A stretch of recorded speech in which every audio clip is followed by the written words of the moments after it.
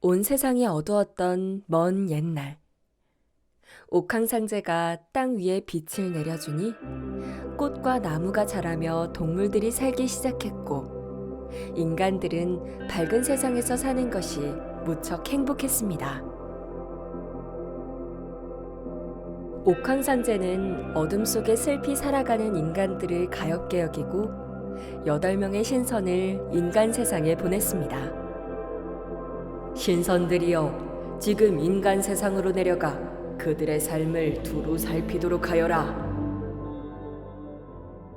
옥황상제의 명을 받들어 지상으로 내려온 신선들은 인간 세상을 두루 살펴보았고, 행복하게 살고 있는 인간들을 보며 흐뭇해하였습니다. 인간 세상은 참으로 아름답구먼. 삼라만상이 조화를 이루니 인간들의 표정 또한 평온해 보이기 그지없으이. 저곳이 좋겠소. 빛도 잘 들고 인간들의 웃음소리가 끊이지 않는 걸 보니 행복한 고을이 분명한 것 같소이다. 잠시 머물다 갑시다. 열흘 밤낮을 쉬지 않고 인간 세상을 살피던 신선들은 이곳에서 쉬어가기로 했습니다.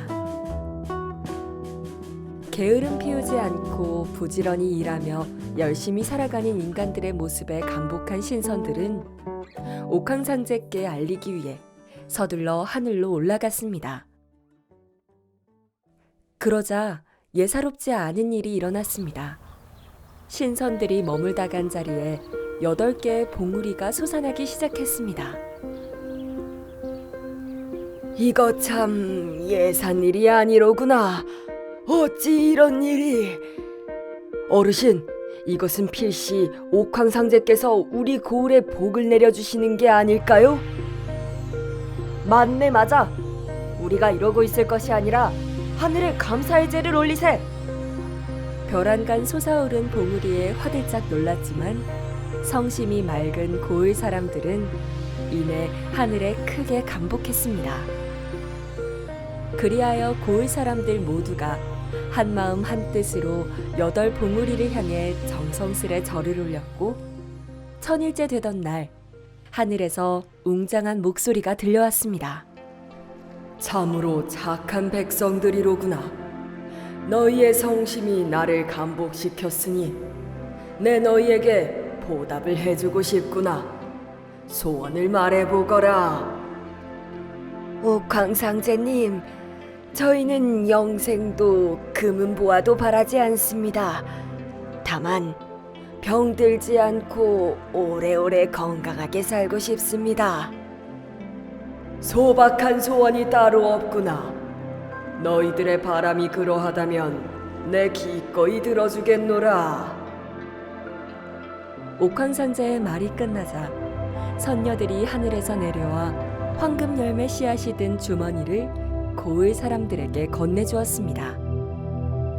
그 씨앗이 너희들을 병들지 않고 건강하게 살 수 있도록 도와줄 것이다. 허나 착한 마음을 잃고 욕심을 부린다면 황금 씨앗은 사라지게 될 것이고, 너희들은 평생을 병마에 시달리다 고통스럽게 죽게 될 것이다. 참으로 자비로우신 옥황상제님, 황금 열매 씨앗을 잘 키워 세상의 병을 치료하고 서로 우애하며 평화롭게 살겠습니다. 그날 이후 8봉우리 고을 사람들은 황금빛 열매 씨앗을 밭에 심고 정성을 다해 보살폈습니다. 고을 사람들의 정성에 화답이라도 하듯 씨앗은 싹을 틔우고 무럭무럭 자라 커다란 나무가 되었고 황금빛 열매가 맺기 시작했습니다. 탐스러운 열매를 공평하게 나눈 고을 사람들은 영롱한 황금빛과 은은히 감도는 향기에 매료되었고 그 효능에 감탄했습니다.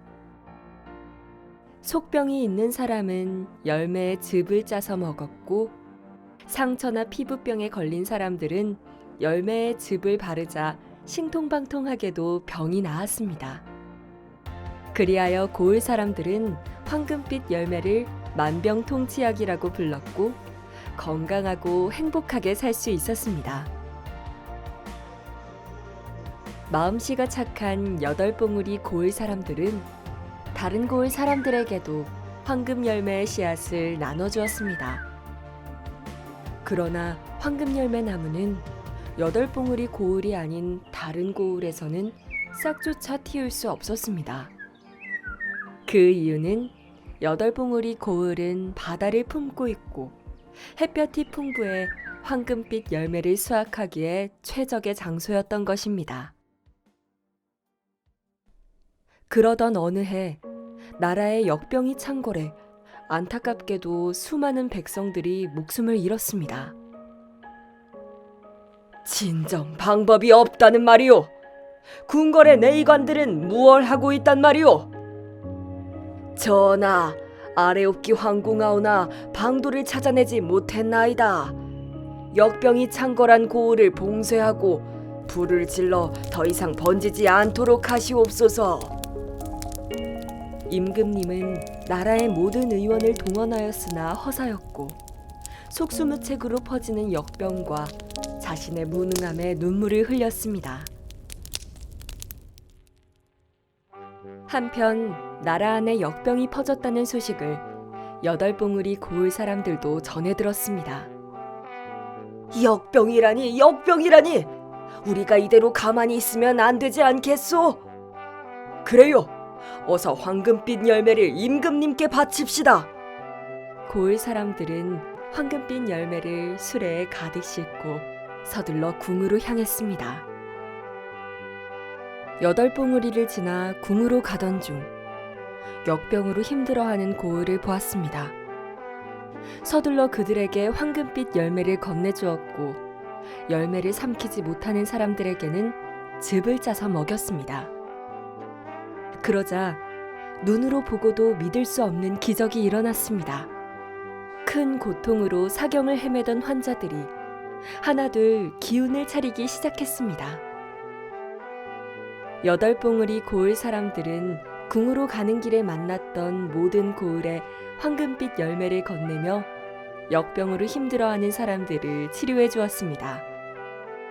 이에 모두 기뻐하며 8봉우리 고을 사람들에게 고마워했습니다.